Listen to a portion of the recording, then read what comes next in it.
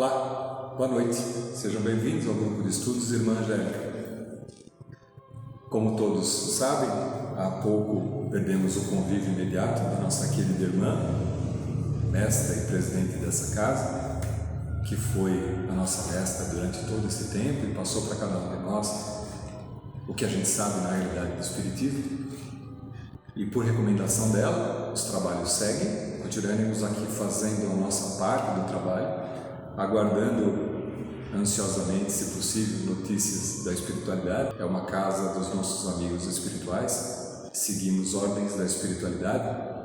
Quem sabe possamos continuar contando com a direção dela do outro lado agora, e por causa disso muito mais liberta das limitações que a vida material lhe trazia, continuando com as orientações para cada um de nós. É nesse intuito, nesse desejo, nesse sentimento que retornamos então aos trabalhos que a gente vinha fazendo, inicialmente com afastamento necessário por conta da pandemia, e assim que possível retornando aos trabalhos de maneira mais aberta para que todos possam frequentar a casa novamente, que a gente possa aqui honrar todo esse empenho, esse esforço, esse cuidado, esse carinho que ela teve com a casa e com cada um de nós.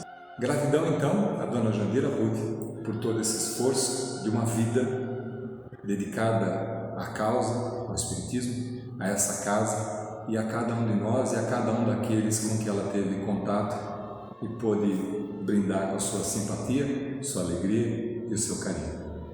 Nessa nossa primeira palestra desse ano, dando continuidade aos estudos do Evangelho segundo o Espiritismo, já que a gente não pode estar unido presencialmente, a gente se reúne da maneira que é possível.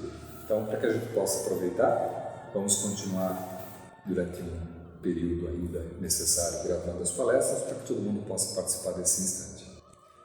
Estamos estudando o Evangelho segundo o Espiritismo, capítulo 5, Bem-aventurados os aflitos, e o tema de hoje fala sobre as provas voluntárias, o verdadeiro silício. O item 26 do Evangelho segundo o Espiritismo diz assim: perguntais se é permitido abrandar as vossas provas. Essa questão leva a esta: é permitido aquele que se afoga procurar se salvar? Aquele que tem um espinho cravado de o retirar? Aquele que está doente de chamar um médico? As provas têm por objetivo exercitar a inteligência, assim como a paciência e a resignação. Um homem pode nascer numa posição penosa e difícil precisamente para obrigá-lo a procurar os meios de vencer as dificuldades.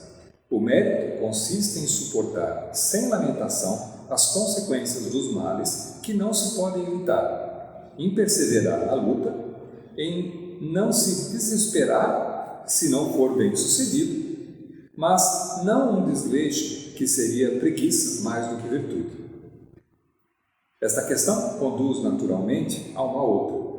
Uma vez que Jesus disse: bem-aventurados os aflitos, há mérito em procurar as aflições, agravando as próprias provas por sofrimentos voluntários? A isso responderei muito claramente: sim, há um grande mérito quando os sofrimentos e as privações têm por objetivo bem o próximo, porque é a caridade pelo sacrifício, e não quando não tem por objetivo senão a si mesmo, porque resulta do egoísmo por fanatismo. Há aqui uma grande distinção a fazer. Para nós pessoalmente, contentai-vos com as provas que Deus nos envia e não aumenteis a sua carga, às vezes, tão pesada. Aceitá-las sem lamentações e com fé é tudo o que Ele vos pede. Não enfraqueçais vosso corpo com privações inúteis e mortificações sem objetivo, porque tendes necessidade de todas as vossas forças para cumprir a vossa missão no trabalho na terra. Torturar voluntariamente e martirizar o vosso corpo é contravenção à lei de Deus, que vos dá o meio de sustentá-lo e fortificá-lo. Enfraquecê-lo sem necessidade é um verdadeiro suicídio. Usai, mas não abuseis. Tal é a lei. O abuso das melhores coisas traz a sua punição nas consequências inevitáveis. Outra coisa é o sofrimento que se impõe para alívio do próximo. Se suportais o frio e a fome para aquecer e alimentar aquele que disso tem necessidade, E se o vosso corpo com isso sofre, eis o sacrifício que é abençoado por Deus.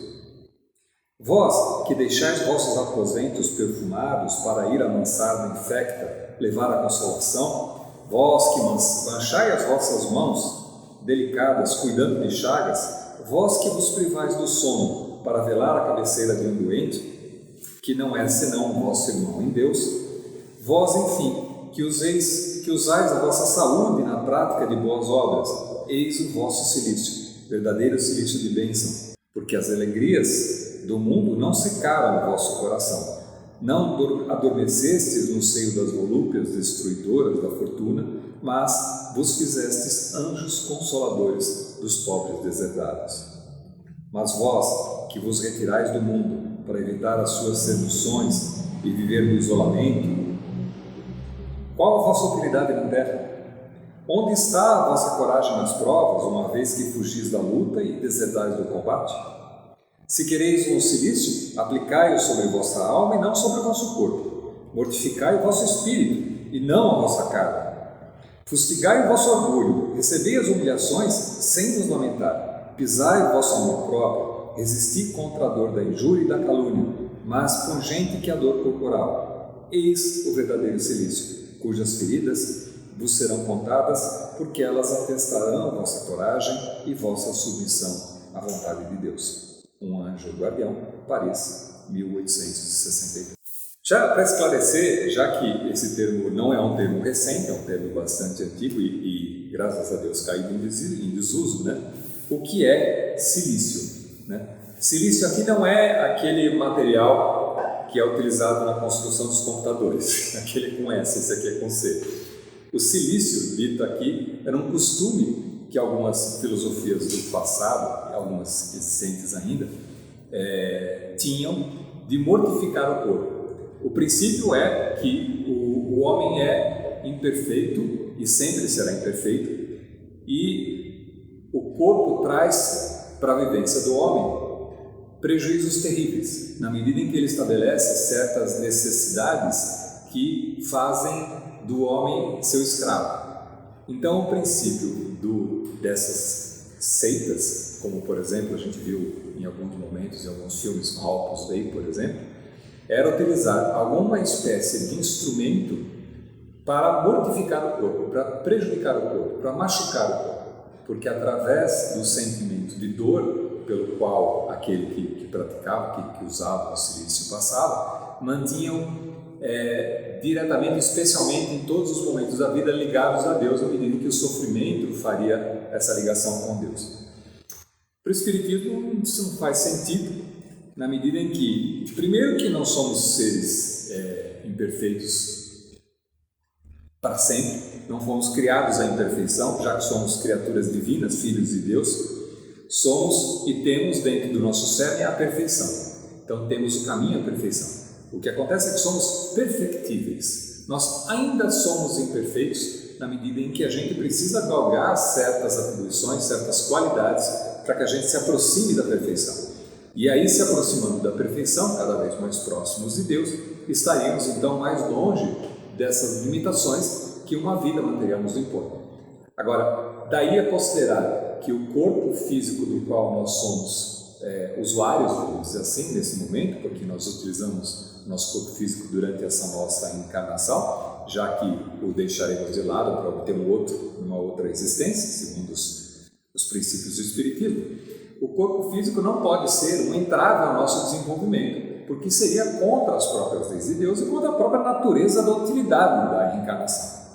A reencarnação e as limitações que o nosso corpo físico faz trazem para a gente experiências necessárias para que a gente aprenda a não a subjugar o corpo físico, mas a controlar essas necessidades, na medida em que o espírito sobrevaleça em relação à limitação da matéria. Já que o que mais nos aproxima dos animais, por exemplo, são os nossos irmãos em espírito, vamos dizer assim, menos evoluídos, é a nossa característica do livre-arbítrio. E através do livre-arbítrio, então, a gente pode controlar as nossas necessidades físicas na medida em que a gente vai evoluindo, de maneira que elas sejam utilizadas a nosso favor e não contra nós. Então, fustigar o corpo físico, machucar o corpo físico, não faz sentido nenhum para a nossa evolução como espíritos, na medida em que, se nós considerarmos e utilizarmos o nosso corpo físico como parceiros, como uma grande dádiva, que assim é, que Deus nos concede, porque através dessa vivência no corpo físico e através dessas limitações que nós aprendemos, em primeiro lugar, a controlar e conhecer a nossa própria saúde, e mantendo e cuidando de cada um de nós, quer dizer, e amando ao nosso corpo físico, e amando as nossas necessidades, e ajustando na medida das possibilidades e das necessidades aquilo que faz com que o nosso corpo físico prevaleça com saúde, a gente tem uma possibilidade mais estendida de utilizar a nossa vivência encarnada a fim de fazer benefício tanto a nós quanto às pessoas que estão à nossa volta. O que o texto traz com clareza para a gente é que, na medida em que o desejo do Espírito, a necessidade espiritual de fazer benefício ao outro faz com que, às vezes, a gente descuide ou cuide menos do nosso corpo físico em detrimento de alguma coisa que é muito superior a isso, que é muito maior, que é a necessidade e o desejo sincero de fazer bem ao próximo. Então, esse maltrato, vamos dizer assim, do corpo físico, que não é um maltrato, mas é um deixar um pouco de lado em relação a outros benefícios que a gente se vê motivado a alcançar, aí sim, isso é tido como um benefício ou um mérito. Então, o silício não vem aqui não no sentido de fustigar a si mesmo, provocando uma dor em benefício nenhum para outras pessoas, porque isso não acarreta em nada, como o deixar às vezes de lado cuidar de si mesmo em relação a cuidar dos outros. Quantas pessoas não são obrigadas por força da situação e por força do próprio desejo próprio, da impulsão que o espírito tem, a descuidar muitas vezes da sua própria existência em benefício de outros? Quantos não são os pais e mães que muitas vezes deixam de comer para poder oferecer alimentação melhor ou em mais quantidade para os filhos, mesmo sabendo que isso prejudica?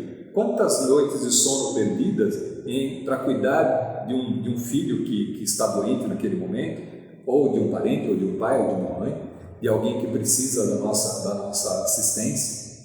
Então, esse dedicar ao próximo significa, em última instância, amar a Deus sobre todas as coisas. Porque quando amamos ao nosso próximo, acima de nós mesmos, nós estamos dedicando esse amor incondicional à criatura divina e toda a criação de Deus. Isso não significa desvalorizar o nosso próprio corpo físico, as nossas próprias limitações e necessidades, mas significa dar valor muito maior ainda à criação divina, a todas as criaturas, e dedicar o amor ao próximo. E a gente consegue fazer uma comparação e uma observação disso em relação a exemplos que nos foram dados. Deus é tão bondoso que permite e trouxe para a Terra, em vivência paralela conosco, grandes exemplos que foram seus grandes seguidores. Talvez, dentre eles, e de minha predileção, São Francisco de Assis, que, mesmo tendo a possibilidade de satisfazer todas as suas necessidades materiais e viver no conforto e na alegria e no que é possível obter de prazer na vida material, escolhe deixar de lado essa vida material, tudo aquilo que a sua posição social lhe dá, já que era filho de pais nobres, e resolve dedicar toda a sua existência ao próximo mais pobre. Se descarta de todos os bens materiais e vai cuidar das outras pessoas. E quando algum bem material lhe chega às mãos, a primeira dedicação desse bem material é para as pessoas que necessitam, porque ele vê no próximo alguém mais necessitado que ele, porque ele se reconhece como sendo alguém que reconhece as bênçãos de Deus e se vê de tão maneira agraciado e tão maneira agradecido pelo que Deus lhe fornece, que ele se sente na imposição, ele se sente no dever de ajudar ao próximo que ainda passa por necessidades, e leva assim a sua vida. E por causa dessa situação mesmo, vive durante muito pouco tempo. Vive 30 anos, 30 e poucos anos, e nessa situação não se poderia dizer que ele foi um suicida por ter descuidado do seu corpo físico, mas sim alguém que tinha um amor tão grande pela criatura divina, pela obra divina, pela própria natureza, pelos animais, como é demonstrado em tantos poemas que a gente resgata e sabe que vem da sua existência, como pela sua própria oração, que tinha um amor tão grande em relação às outras criaturas que por causa disso abdica das suas próprias necessidades, e mesmo aquelas que eram mais eminentes da sobrevivência, do cuidado de si mesmo, e passa fome, passa frio, e passa sede, porque tudo aquilo que lhe chega à mão, ele faz destinar para alguém, os seus irmãos menores, que ele considera que são aqueles que são mais necessitados ainda do que ele. E quando chamado a dizer, né, e quando é considerado como sendo um homem santo, ele sempre rebate e diz, né, que ele não se considera um homem santo, e sim o último dos mortais, o maior dos necessitados, porque ele não faz isso que ele faz, ele não pratica do jeito que ele pratica, senão por próprio egoísmo, porque se ele não fizesse isso, ele não se sentiria bem. Então, atendendo ao seu anseio interno, ele faz tudo o que faz, pratica todo o benefício, a caridade que faz em relação aos outros, porque ele obedece a um ditame interior que direciona para que ele use dessa maneira. Então, ele não se considera melhor do que ninguém, porque ele considera simplesmente um egoísta, porque ele está simplesmente obedecendo aos seus impulsos internos de fazer o que faz. O que a gente sabe, né, olhando do nosso ponto de vista, que essa é a grande característica dos homens sábios, daqueles que são os considerados santos, aqueles que compreenderam realmente a grande natureza do amor divino e daqueles que praticam esse amor divino. E de tal maneira que, apesar de todas as tribulações e todas as necessidades, nunca se viu alguém tão feliz em fazer o que fazia, em viver a vida que fazia. De novo, a grande característica daqueles que já aprenderam o caminho e que já não são mais vítimas das necessidades do corpo físico, porque o espírito supera em muito todas as necessidades e limitações que a gente tem e já se dispõe num caminho de crescimento contínuo. Esses já entraram numa escala de um círculo virtuoso, que é uma evolução constante do espírito, da qual todos nós deveríamos chegar. Aliás, essa é a nossa destinação. Esse é o princípio que o Espiritismo nos traz, o princípio da perfectibilidade. Estamos todos nesse caminho. E na medida em que a gente vai evoluindo e vai reconhecendo certas questões, certas necessidades e consegue controlar essas necessidades, mas ao mesmo tempo respeita o nosso corpo físico, porque afinal de contas não se espera, o Pai não espera que nós sejamos todos Franciscos de Assis, mas espera simplesmente que a gente resolva aquilo que está determinado para essa vida, para essa nossa existência. Se nós conseguimos lidar com as limitações que nós temos para essa existência presente, vivendo tudo aquilo que o nosso coração, que o nosso impulso interior direciona, fazendo tudo aquilo que a gente acha que atende à nossa consciência, estaremos vencendo grandemente essa nossa batalha.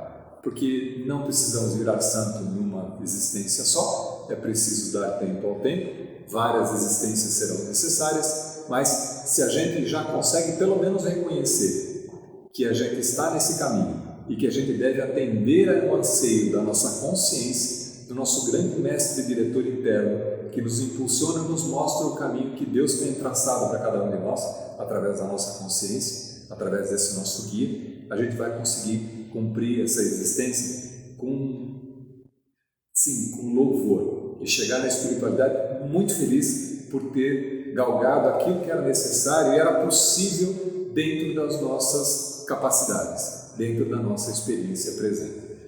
Então, está aqui. Essas são as provas voluntárias, aquelas provas das quais a gente vai colocando o espírito sobre exercício de um bem maior, sobre exercício do amor divino.